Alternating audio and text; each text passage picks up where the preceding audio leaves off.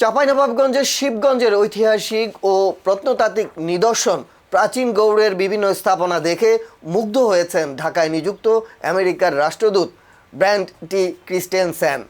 বুধবার 17 জুন আমেরিকার রাষ্ট্রদূত উপজেলার এসব ঐতিহাসিক ও প্রত্নতাত্ত্বিক নিদর্শন পরিদর্শন করেন। প্রাচীন গৌড়ের বিভিন্ন স্থাপনা ঘুরে দেখেন। প্রত্নতাত্ত্বিক স্থাপনাগুলো ঘুরে দেখার সময় রাষ্ট্রদূতকে বেশ আগ্রহী দেখায়। তিনি বিভিন্ন স্থাপনার ছবি ধারণ করেন এবং এলাকার ইতিহাস ও সাংস্কৃতিক ঐতিহ্য সম্পর্কে জানতে আগ্রহ প্রকাশ করেন। পরে সোনা মসজিদ স্থলবন্দর ও ইমিগ্রেশন কার্যক্রম পর্যবেক্ষণ করেন।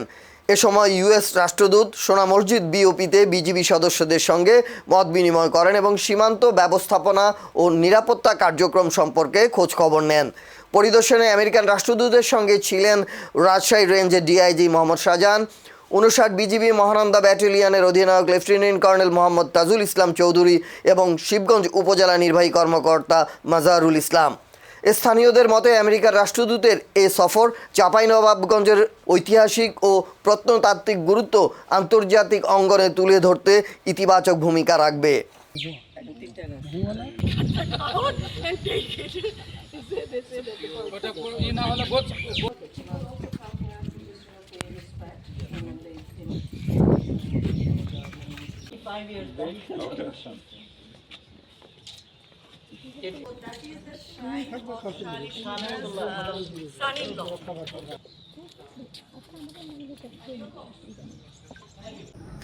আপত্তি জানিয়েছেন ওনারা, সরিয়ে নিতে হবে।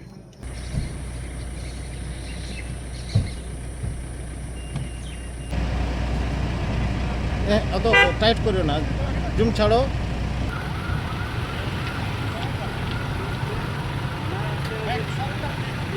ভালো হয় আর কি।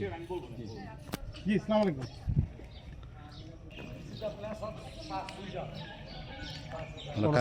কাছে চলে